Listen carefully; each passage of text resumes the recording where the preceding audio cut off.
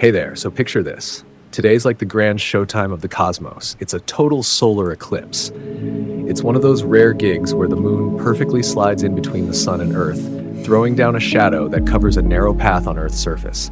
We call this path the path of totality, and it's just a few hundred kilometers wide. But wait, there's more. The penumbra, a zone of partial eclipse, stretches thousands of kilometers beyond that. Act 1. The approach. Alright, so the cosmic play kicks off hours before the main event. Picture this. The moon's slowly creeping over the sun's turf, like it's making a move. It's what we call the partial eclipse phase.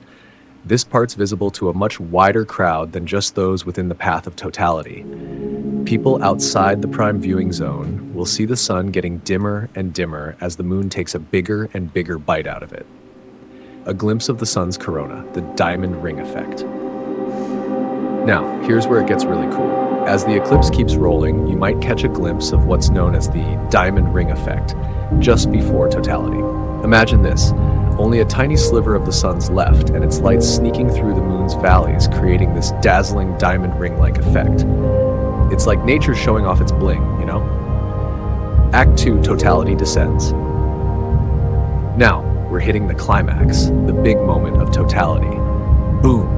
Day turns into this surreal twilight zone, and it's like the world's hit pause. The sky goes this deep indigo, and stars that usually play second fiddle to the sun start twinkling like crazy. But the star of the show? That's the sun's corona, the outer layer of its atmosphere that's usually invisible. It's this ethereal white halo with these wispy bits sticking out. Talk about breathtaking.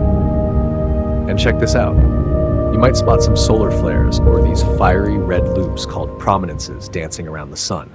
It's like fireworks in space, giving scientists a peek into the sun's wild side that affects stuff like our communication systems. A symphony of nature, animal reactions and temperature shifts. Now here's where it gets wild.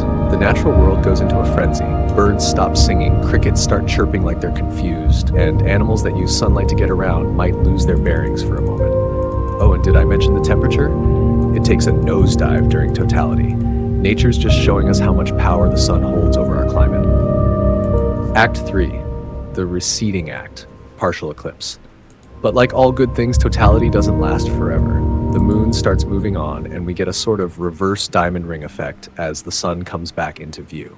The corona fades away, and it's back to business as usual with a partial eclipse leading up to the sun taking center stage again. Scientific significance, a celestial laboratory.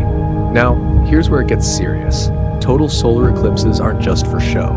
They're like a cosmic lab for scientists. They get to study the sun's corona up close, which is usually too faint to see.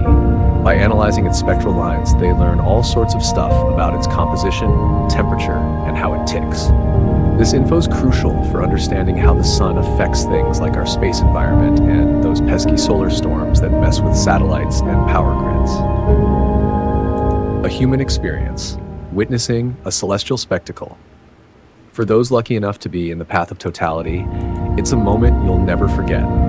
It's like nature's giving you a front row seat to its most spectacular show. The sudden darkness, the jaw-dropping corona, and the whole symphony of nature. It's like the universe saying, hey, check this out. Beyond the visual, capturing the eclipse. And hey, thanks to modern tech, we can capture all this awesomeness in HD. Special telescopes and high-res cameras give us detailed shots of the corona in every phase of the eclipse. It's not just for show, it's helping scientists and everyone else get in on the action, no matter where they are. So yeah, total solar eclipses? They're not just about shadows and light. They're about bringing people together to witness the magic of the cosmos firsthand.